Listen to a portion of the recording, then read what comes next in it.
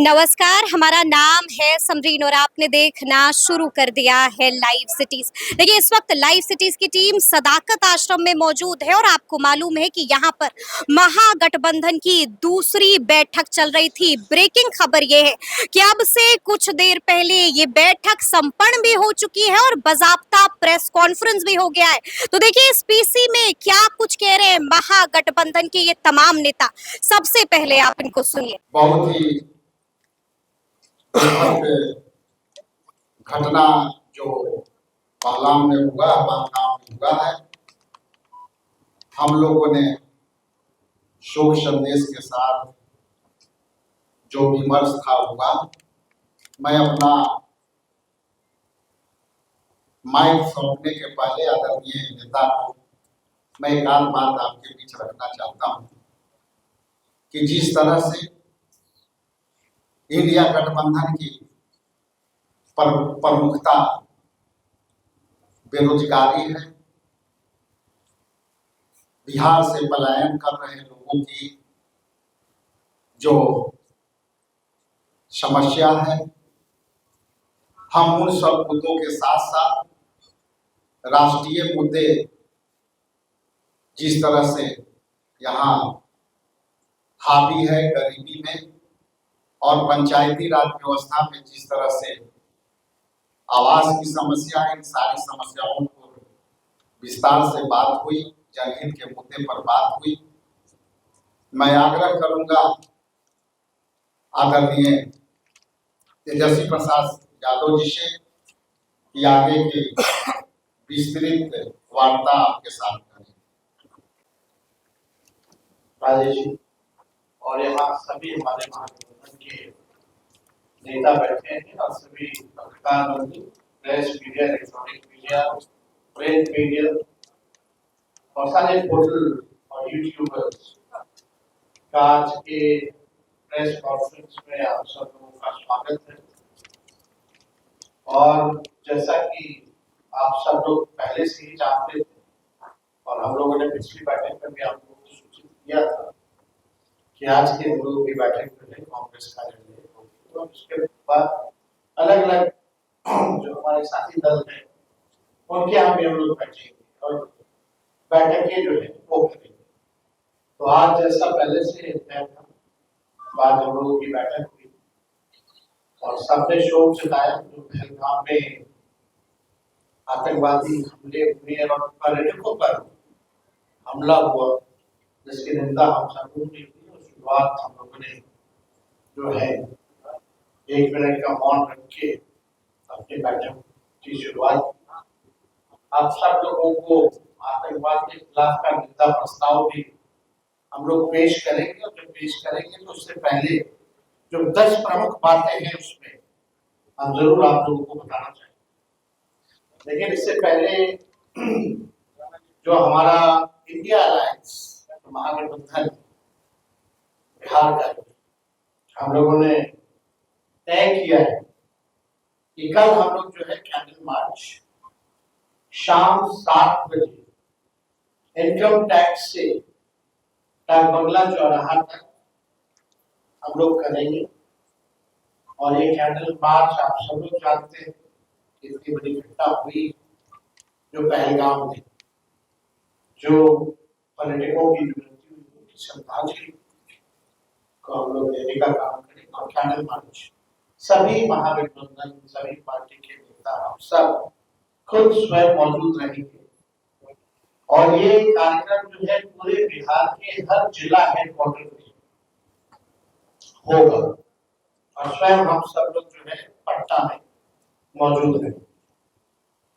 और 4 मई को महागठबंधन India alliance की एक बड़ी बैठक होने जा रही है, जिसमें हम सभी दलों 3 left party, VIP party, Congress party, 6 पार्टियों का जो जिला अध्यक्ष है या जिला सचिव है और प्रधान सचिव जिला के संगठन में जितने विधायक हैं, एमएलसी है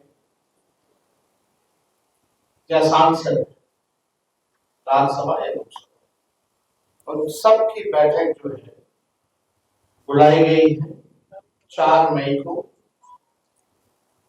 4 मई को, और स्थल जो है बता दिया जाएगा, उसको स्थल का चयन फाइनल करके स्थल जहाँ वेन्यू होगा वो आप लोगों को बता दिया जाएगा। एक बड़ी बैठक होगी जिसमें हम लोगों का हर जिले में क्या एक्टिविटी रहेगा, कैसे तालमेल बनाए हम लोग अपने वर्करों के बीच, सरकार की खामियों को कैसे उजागर करें, जनता के बीच कैसे, हर एक बिंदुओं पर जो है वो बात हो।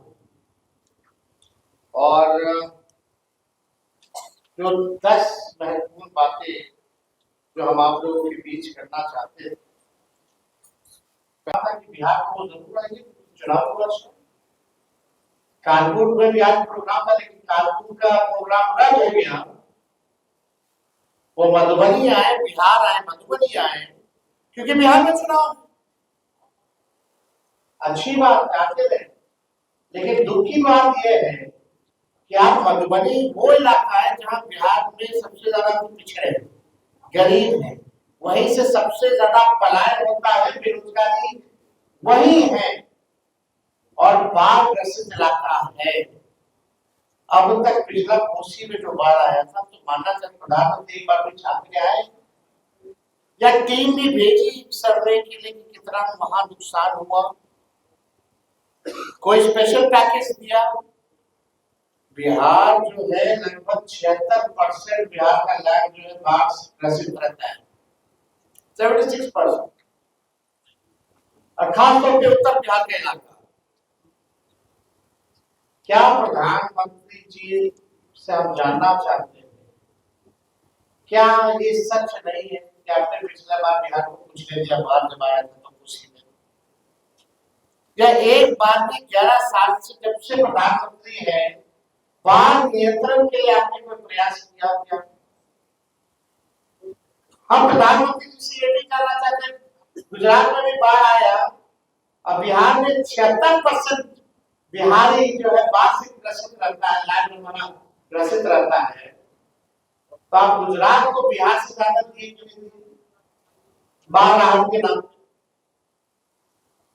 ये मेरा जेन्युइन सवाल है, इस पे प्रधानमंत्री जी ने क्या कहा, और हम लोग विपक्ष के लोग जानना चाहते हैं। बिहार आए, जिस इलाके आए मधुबनी मिथिला, क्यों 11 साल आपके प्रधानमंत्री रहते हुए, 20 साल मोदी जी के मुख्यमंत्री डबल इंजन सरकार रहते हुए वो इलाका अब तक इतना गरीब, बेरोजगार और वहां सबसे ज्यादा पलायन क्यों है?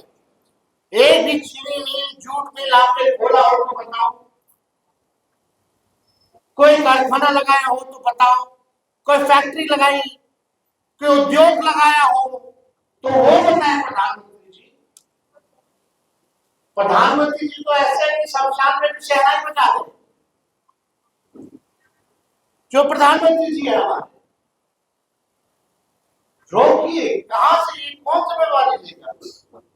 आप भाषण में आप पिछड़ा, दलित, वंचित, शोषित, हर बार शोषित, वंचित सामाजिक न्याय की बात कर रहे थे। आपने ये क्यों नहीं बताया कि आप देश में जाति जनगणना क्यों नहीं करा रहे? और जब हम लोग प्रस्ताव लेके प्रधानमंत्री जी से मिलने गए थे तो आपने मना क्यों किया था कि आप नहीं करेंगे? और जब बिहार के लोगों ने, हम लोगों ने, महागठबंधन की सरकार ने 17 महीने में जाति आधारित गणना कराया, 65% आरक्षण अति पिछड़ा दलित आदिवासियों का बढ़ाया, तो आपने 9वीं अनुसूची में शेड्यूल 9 में हमारा कैबिनेट का सिफारिश को आपने मंजूर क्यों नहीं? या जितने राज्य आरक्षण बढ़ा रही है पिछड़ों का, दलितों का, उन राज्यों को आप शेड्यूल 9 में क्यों डाले, जैसे तमिलनाडु का है, और आपने 65% आरक्षण को आपने फंसा के रखा है, इसके लिए आपने क्या किया? तो ये बिहार है, इस गंभीर विषय में, गंभीर समय में पूरा देश, हम पूरा विपक्षी दल एकजुट है और हम लोग चाहते हैं कि आतंकवादियों को जवाब मिले। लेकिन जवाब सरकार को भी देना चाहिए, मौजूदा सरकार को, भारत सरकार को बताना चाहिए इतना बड़ा कैसे ये आतंकवादी सफल हो गए इस घटना को अंजाम देने। जब पुलवामा का जांच रिपोर्ट क्या है, कब आएगा, क्यों नहीं बताया? और बिहार सरकार से जानना चाहते हैं कि आप पूरा समय चुनाव प्रचार में आप लगाए, प्रधानमंत्री जी के रैली में फुर्सत में सबको जाने का, सब केंद्र मंत्री का, लेकिन एक भी केंद्र मंत्री की तैनाती नहीं की गई, एक भी राज्य के मंत्री की तैनाती नहीं की गई कि जो भी हमारे टूरिज्म बिहार के हैं कश्मीर में, उनको सुरक्षित कैसे वापस करें? तो ये गंभीर सवाल है जिसपे आज हम सभी साथी बैठ करके हम लोगों ने चर्चा की है और अपनी बातों को आप लोगों को समझ भी रखा है। और आगे का जो हमारा कार्यक्रम होगा वो भी हम लोगों ने बताया। जो मेन कोऑर्डिनेशन कमेटी है वो पूरी तरीके से तैयार है और उसमें अलग अलग कोऑर्डिनेशन कमेटियों का भी हम लोगों ने निर्माण किया है, विच इज इंटरनल, बट आप लोग तो सब लोग जानते हैं इसमें मीडिया के भी कोऑर्डिनेशन के लिए भी है, स्पोक पर्सन का भी है, मैनिफेस्टो का भी है, सोशल मीडिया का भी, इस तरह के और भी कोऑर्डिनेशन कमेटी का निर्माण हम लोगों ने किया है ताकि बिहार के सवाल को मजबूती के साथ हम पक्ष के लोग उठाते हैं।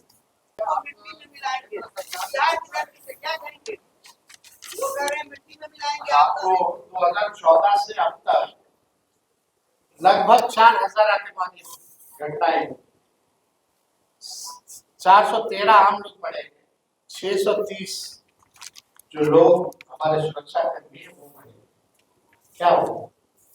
शहीद। तो आप बताइए क्या हुआ है?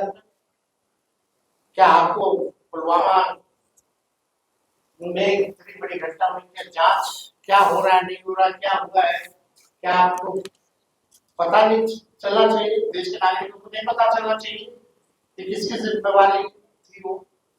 Do you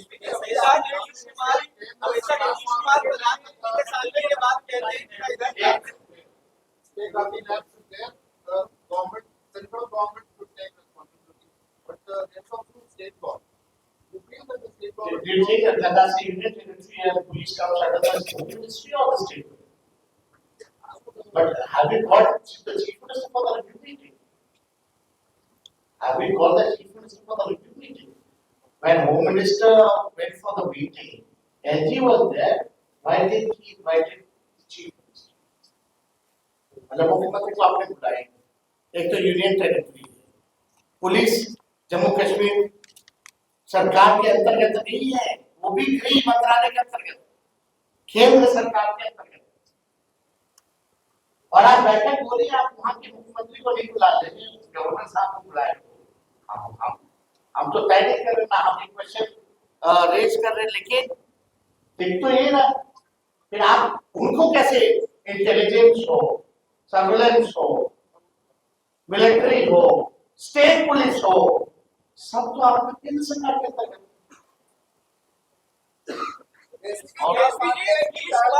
प्रधानमंत्री के सामने ये कहते हैं ना, इधर जाएंगे ना उधर जाएंगे, ये गलती हो गई। और जब भी प्रधानमंत्री आते हैं इस तरीके का भाषण कह रहे हैं कि आपके साथ आए कुछ नहीं हुआ, एनडीए के साथ आए तो विकास।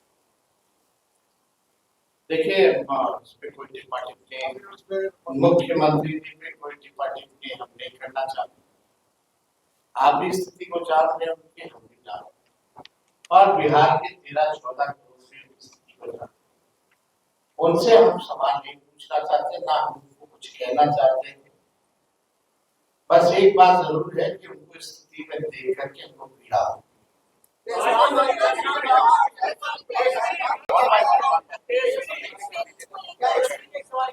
अच्छा एक just minute, are you ready first?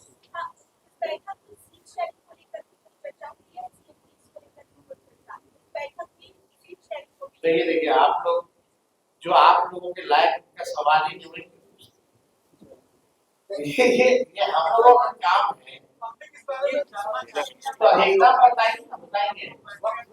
हाँ, एनडीए पहले एनडीए से पूछिए, एनडीए से पूछिए। और जहां तक उन लोगों का खेमा का बात है, तो ये बात तो तय है कि जब तक चुनाव है तब तक मुख्यमंत्री का चयन नीतीश जी होंगे और चुनाव के बाद नहीं। हमारे यहाँ ठीक उल्टा है, हमारे यहाँ जो नाम होगा वही चुनाव के बाद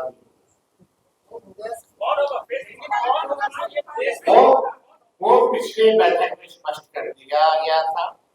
जो होशियार है समझते हैं, जो बेवकूफ है बेवकूफ है। अब आप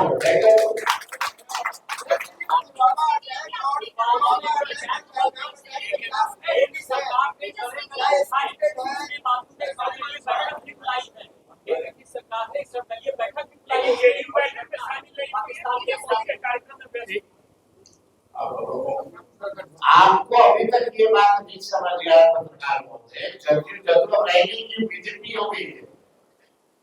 अब जदयू कहाँ रहेगी? जदयू तो खत्म हो गया।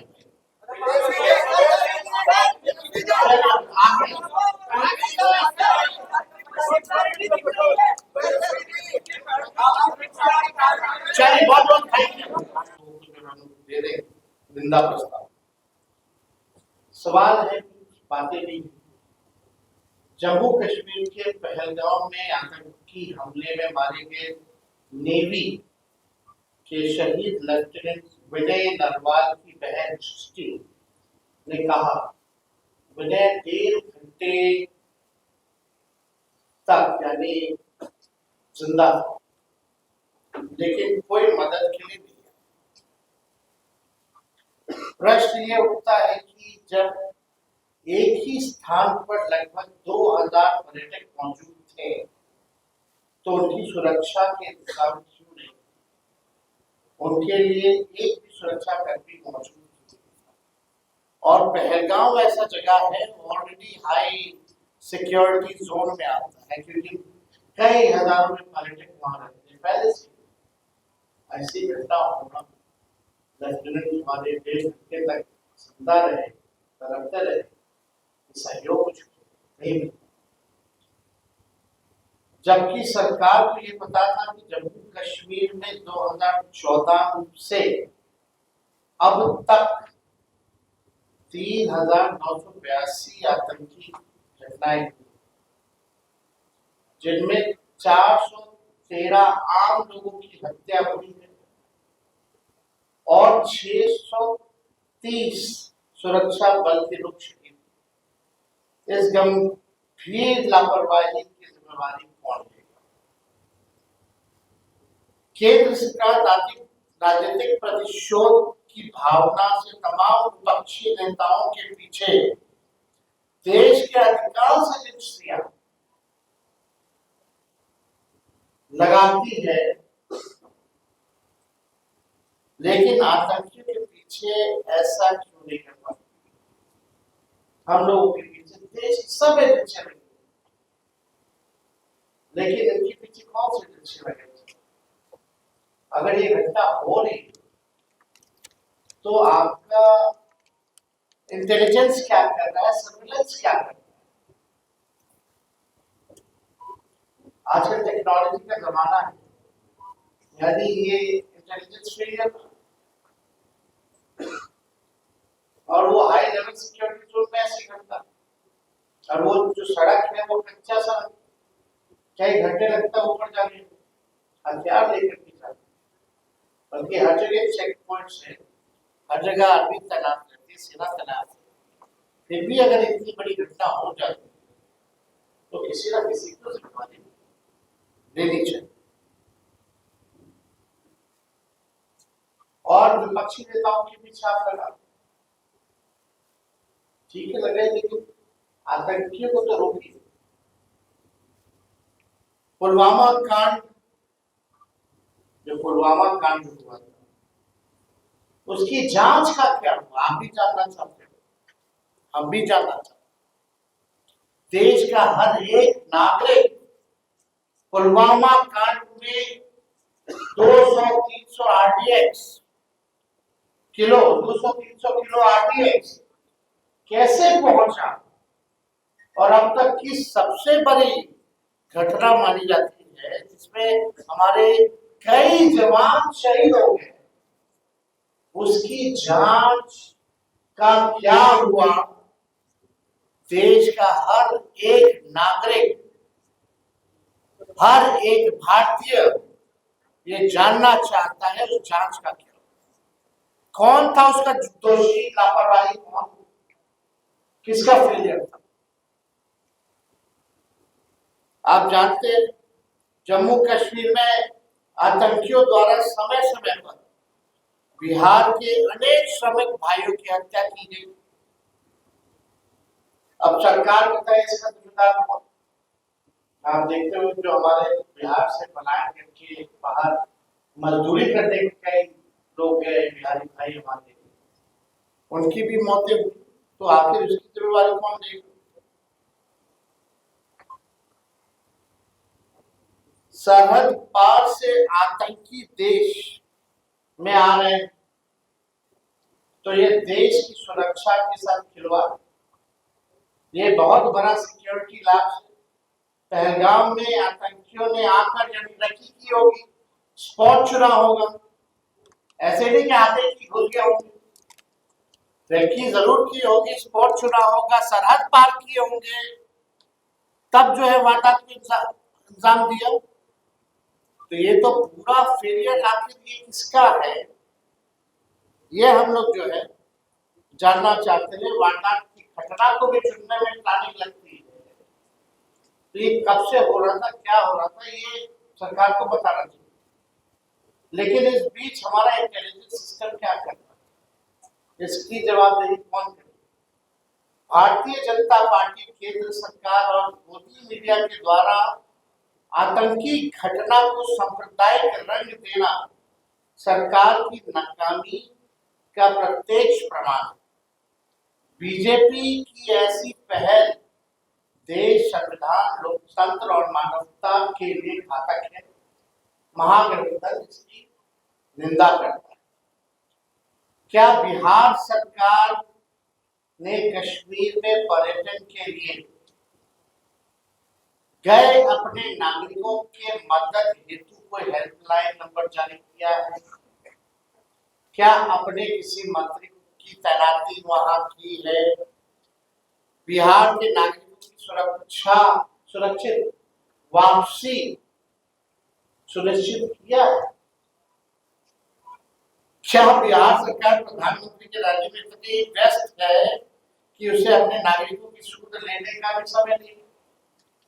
तो ये जो सवाल जो है ये हम जानना चाहते हैं बिहार के अच्छे मुख्यमंत्री जी से, उनके बिकॉज रिटायर्ड अधिकारी जो है बिहार चला। तो सुना आपने कि क्या कुछ कहा है नेताओं ने, तेजस्वी यादव ने क्या कुछ कहा है वो भी आपने सुना है। सीटों के सवाल पर क्या कुछ कहा है तेजस्वी ने, सीएम फेस को लेकर क्या कुछ कहा है तेजस्वी ने, वो भी हमने आपको सुनाया है। तो अब देखना होगा कि आगे आगे क्या कुछ होता है। तो फिर ये पूरी खबर, पूरी जानकारी आपको कैसी लगी है, कमेंट करके हमें जरूर बताइएगा। तो ऐसे तमाम अपडेट्स के लिए बिल्कुल ऐसे ही हमारे साथ बने रहिएगा और देखते रहिएगा लाइव सिटीज। बहुत शुक्रिया।